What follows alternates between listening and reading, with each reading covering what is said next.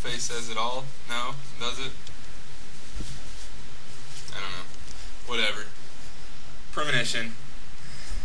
Old girl, Sandra Bullock. I like her. I like Miss Congeniality, but I didn't really like this. It was...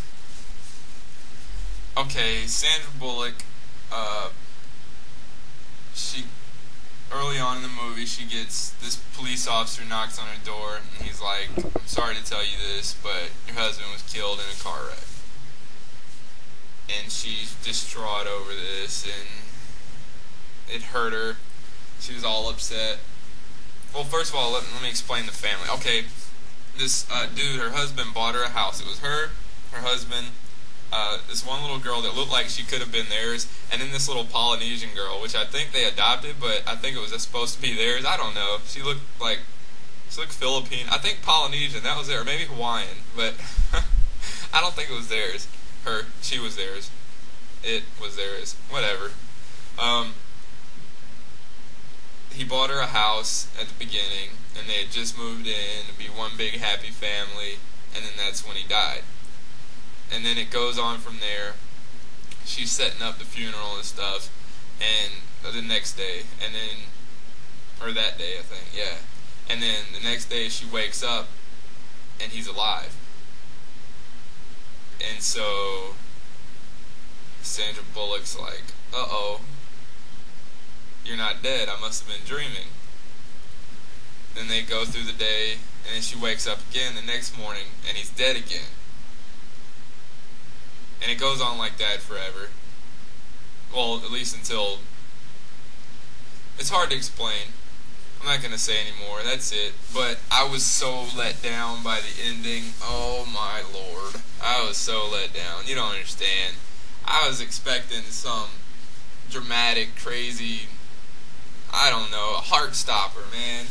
I got nothing. It was like a letdown, you know. I don't know how to explain. You'll know what I'm talking about when you see it. I don't know.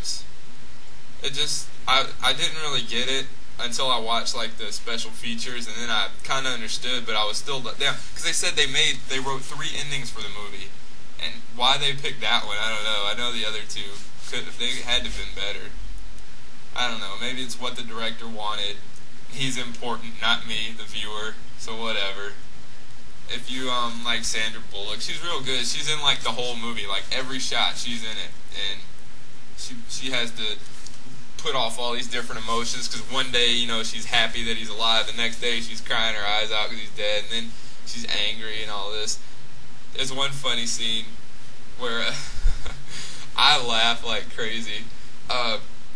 They're taking her husband's body out of the car. The pallbearers are. They're pulling his body out of the hearse, take it inside. And she's like, "Have you seen them?" This was when she wasn't really sure what was going on. Cause she woke up one morning, he was alive. Next day, he was dead again, and it was a funeral. And she asked her mother. She was like, "Have you seen the body?" And they were like, and she was like, "No." And so she's like, she ran over to the hearse and was like, "Open the casket. I want to see my husband." And the lady was trying to explain to her that there was a deep laceration. He sustained a deep laceration during the accident. And for some reason, these clumsy old pallbearers drop the casket out of the car, and it falls to the ground, and his head goes rolling. And she's crying. Ah! A deep laceration, I'll say. All the way through laceration. That's like a severance or something. That's not a laceration. It's a cut. That's a wound right there. Whatever. If you like Sandra Bullock, watch it. But you might be disappointed by the ending. I was, definitely was. It could have been better, but all in all, it was okay. And that's it. It's a sideways thumb. Take that, Ebert.